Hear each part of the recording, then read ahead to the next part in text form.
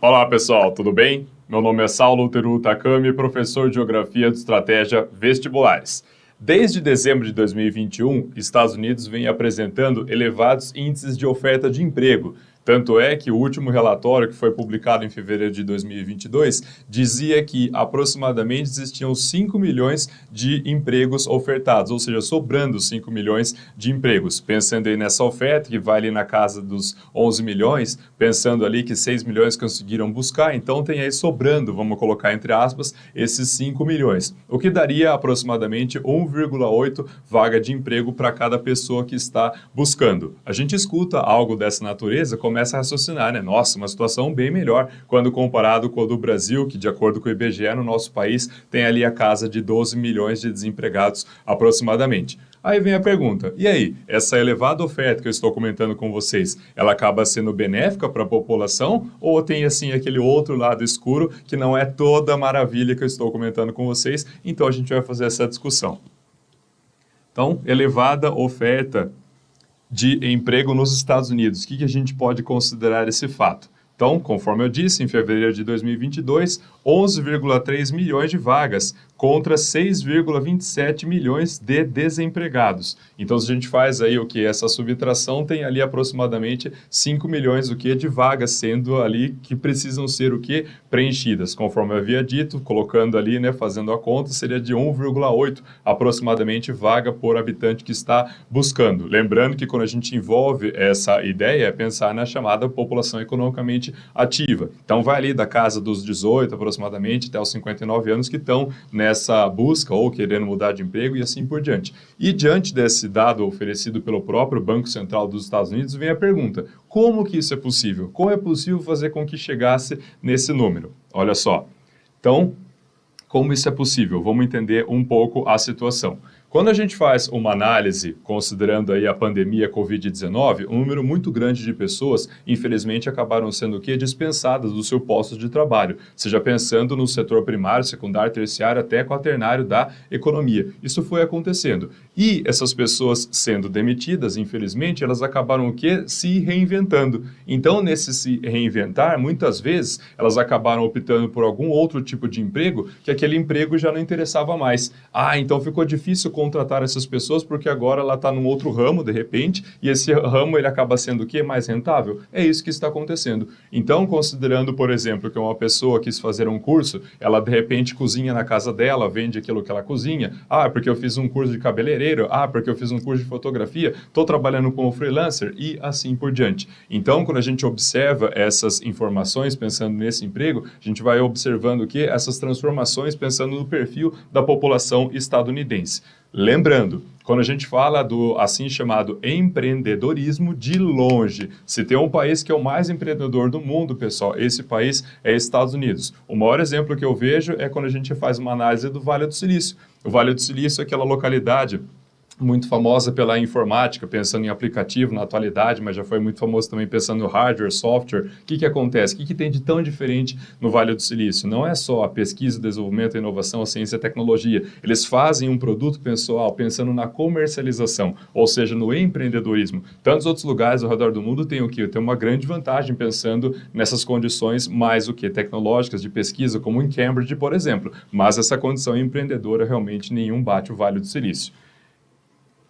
Em fevereiro de 2022, 4,4 milhões deixaram seus empregos. Além dessa questão de se reinventar que eu estou colocando para vocês, pode acontecer um outro fator também. Ah, porque se eu estava nessa posição, agora eu quero mudar. Ou então uma outra empresa está contratando, está naquela mesma linha, por exemplo, numa gerência, só que dessa outra empresa vai oferecer um salário mais elevado, ou ainda outras vantagens mais elevadas, e assim por diante. Então acabou chegando nesse número aqui que eu estou demonstrando para vocês.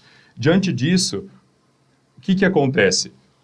Os empregadores começaram a ter dificuldade de contratar porque muitas pessoas já não estavam mais querendo voltar para os seus antigos postos de trabalho. Conforme eu disse, conseguiram se virar com outras formas de emprego, principalmente quando a gente fala do setor terciário da economia, com destaque para os serviços. Então foram para outros serviços, vendo que aquilo ali era mais rentável. Fez com que os empregadores tivessem essa dificuldade de fazer com que essas pessoas fossem contratadas novamente para as suas respectivas empresas. Qual foi o resultado? elevado, os empregadores acabaram sendo forçados a fazer o quê? Aumentar o salário. Porque diante desse salário ninguém está interessado em trabalhar, vou aumentar o salário para talvez fazer com que eu consiga ter essa contratação novamente. Bom, se está tendo essa dificuldade, a saída do empregador foi ter que aumentar esse salário, qual vai ser o resultado, pessoal, diante disso? O aumento da inflação. Lembrando que a inflação é o quê? É o aumento generalizado dos preços. Se a gente está falando que um empregado agora ele recebe um salário mais elevado, isso vai fazer com que tenha um custo que na produção, na prestação de serviços, por exemplo,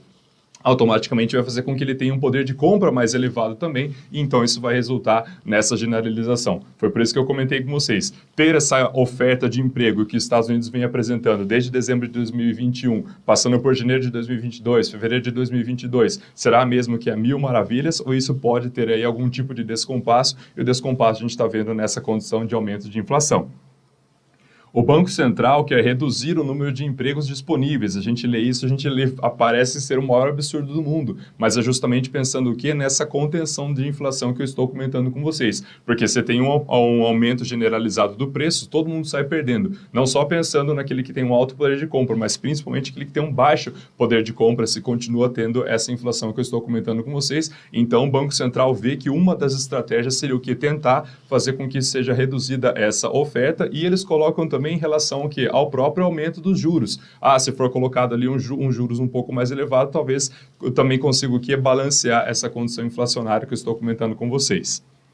No caso, não existe desemprego nos Estados Unidos? É sempre essa pergunta, né, que acaba vindo na cabeça, né? Nossa, Saulo, você falou ali, diante aí dessa primeira linha que você colocou, pensando ali em 11,3 milhões de vagas e pensando que no número de desempregados, 6,27 milhões de desempregados, resultando aí, arredondando para 5 milhões do que estão ali podendo trabalhar, será que então não existe? Cuidado, pessoal, não é que não exista. A gente sempre precisa lembrar que quando a gente fala de emprego, o emprego vai exigir o quê? Diferentes qualificações. Vai ter aquele emprego que vai exigir uma qualificação mais baixa, vai ter aquele emprego que vai exigir aquela super qualificação. É uma pessoa que, por exemplo, tem pós-doutorado em uma área e que nem todo mundo consegue chegar nesse nível, pensando aí nessas condições, escolaridade, assim por diante.